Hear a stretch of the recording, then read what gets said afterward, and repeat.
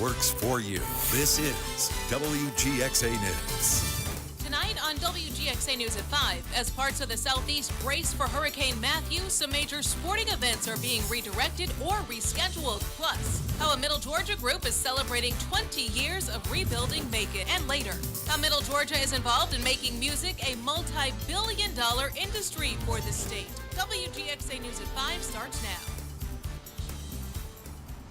The evacuation is in order officially here in South Carolina. You can probably see behind me the road crews still working on shutting down streets in this North Charleston area. They're doing that to make things as difficult as possible to get around this area. They want to make sure people evacuate. They want to make sure people leave. The governor, in an effort to make it as easy as possible to get out of Charleston, went ahead and shut down I-26, which is the main vein out of this peninsula here, and turned all of the lanes into outbound lanes. So those cars you see traveling across that median are traveling where most of the cars would typically be traveling into South Carolina, into Charleston. This is an effort to make sure they have a minimal loss of life if Hurricane Matthew hits here. Florida's governor says there are less than 24 hours to prepare for a direct hit. If Matthew directly impacts Florida, there will be massive destruction that we haven't seen in years.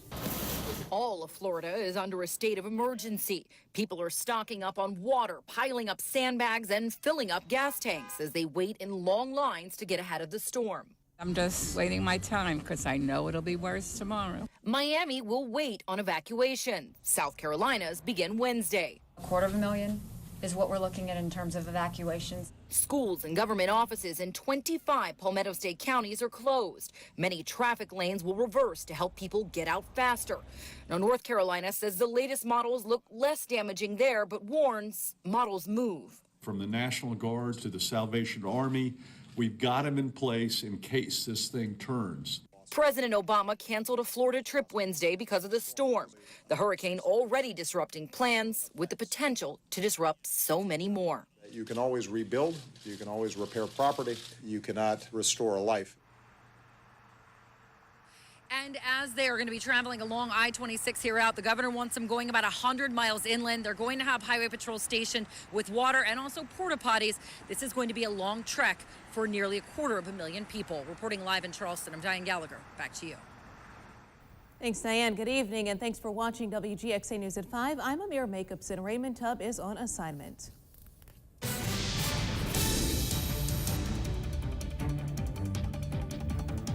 Well, our team of meteorologists have been tracking Matthew every single step of the way, and Chief Meteorologist Jeff Cox is joining us now. And Jeff, there's some new information that's just been into the Hurricane Center. Yeah, we've got the 5 o'clock update, and it shows a storm that's maintaining strength, moving through the Bahamas, but a much different forecast than what we had this time yesterday, and that's a big focus this afternoon. The clear point, though, is that impacts are still coming for Georgia. Go to the satellite, folks, and you can see the latest wind speed from the Hurricane Center, 120 miles per hour, gusting to 150. It is a Category 3 hurricane as it continues to batter the Bahama Islands with wind, rain, and the threat of severe weather, along with storm surge and beach erosion on the islands as well. The storm is making that northwest turn at 12 miles per hour. Here's the fresh Hurricane Center track just into the weather center, and you can see that center path keeping it a Category 4 storm. One thing we're noticing, though, the forward motion is expected to slow down, and so that's going to delay the impacts felt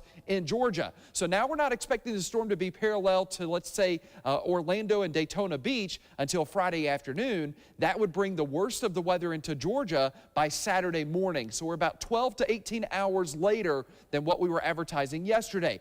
Also new to the forecast, the storm no longer expected to cross over the Outer Banks. There are now indications that this storm may actually try to do a loop and maybe by the middle of next week go back to the Bahamas. So I suspect we have many more days of Matthew coverage headed our way as the storm continues to struggle to make up its mind as far as what it wants to do.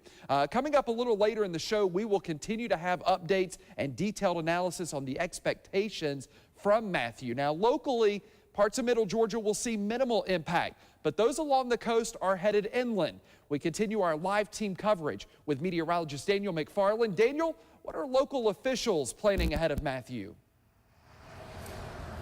Thanks, Jeff. Well, like you mentioned earlier, we won't see a direct impact from the storm. We'll be affected indirectly due to evacuation routes that are going to be right along I-16 behind me here. We've already noticed a little bit more traffic moving into Macon.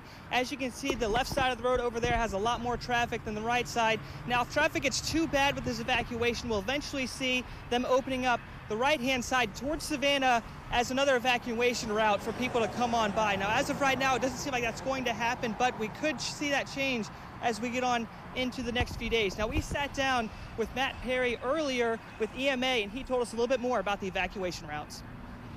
In years past, we've seen folks that had to evacuate the coastal areas of the Carolinas and Georgia, and even that northeast corner of Florida all end up kind of in central Georgia. So we'll see a lot of folks that get inland and then either get stuck or they just need somewhere to lay their heads for a few nights. Well, like you just heard, evacuation routes are definitely going to be a big deal around the area. Now, if you're in an evacuation or you know anyone over in Savannah, make sure they get over here as soon as possible, because the closer the storm gets to us, the more crowded these roads are going to get. And that's going to be definitely something to look forward to at that point in time. Now, like I mentioned before, they could open up all 4 lanes here. As of right now, that is rather uncertain. We'll have more coming up later on. But, Jeff, I'm going to go ahead and send it back over to you.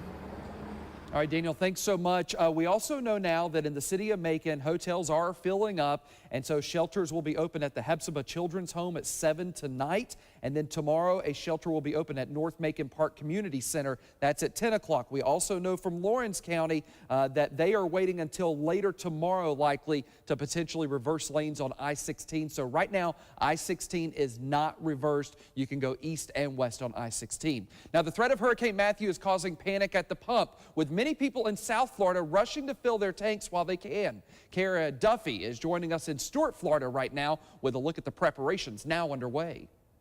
We're here at Wawa, where it's looking more like a parking lot than a gas station right now. Long lines of people waiting for their turn at the pump, and it's been this way for more than 24 hours now. Some people just filling up their vehicles, others filling up extra containers with fuel for generators, preparing for the worst. And we caught up with a lot of drivers out here, many of them telling us that they had to drive anywhere from a half hour to more than an hour just to find a station with gas. Here at Wawa, managers say they've already had to bring in 3 additional tankers, each one carrying 7,000 gallons of fuel. All this just to keep up with the demand. We're told they're also expecting a 4th tanker later today, as well as the shipment of water, another hot item here that people are now having a very hard time getting their hands on. Reporting in Stuart, Florida, I'm Kara Duffy. Well, Matthew continuing to have its effect everywhere across the southeast, but another question that needs to be asked: how does this affect the landscape for college football this weekend? Well, state officials in South Carolina will come to a decision sometime this week, maybe even today, about when, where, and will Saturday night's game between South Carolina and Georgia at Williams-Brice Stadium in Columbia go on. Now, Tuesday, South Carolina Governor Nikki Haley says she can't imagine the game going on as scheduled. South Carolina has closed their campus for Thursday and Friday.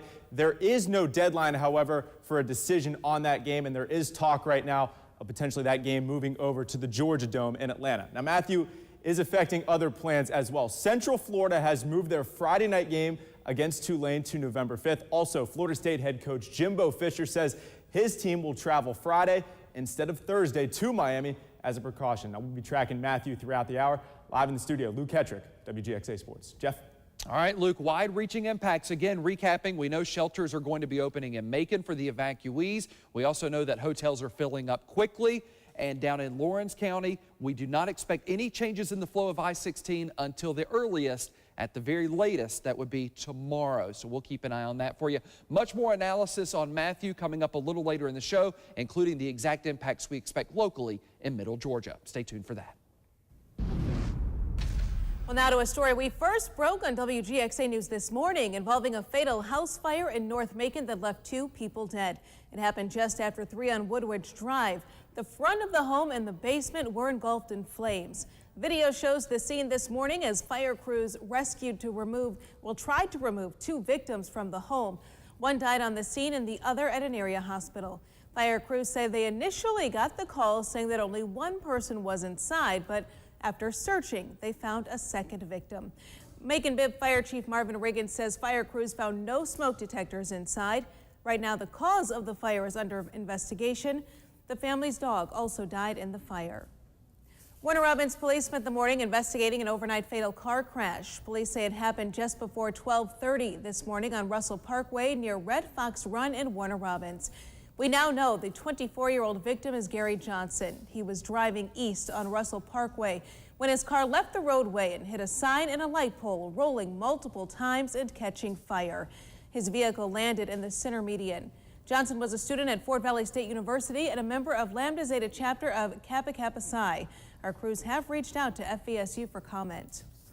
The Bibb County Sheriff's Office is investigating a fatal accident on Pianono near Hartley Street this morning. A 2002 Kia was traveling north on Pianono when it hit a 2006 International 4000 tow truck that was traveling south. The tow truck was in the turning lane when the Kia hit the truck head-on. 24-year-old Este Williams was transported to Navicent Health, where he was later pronounced dead. Anyone with information is asked to call the Bibb County Sheriff's Office at 751-7500. Well, after the break, find out who gave the better performance in last night's one and only vice presidential debate. As we bring you the highlights, stay with us. You're watching WGXA News at 5.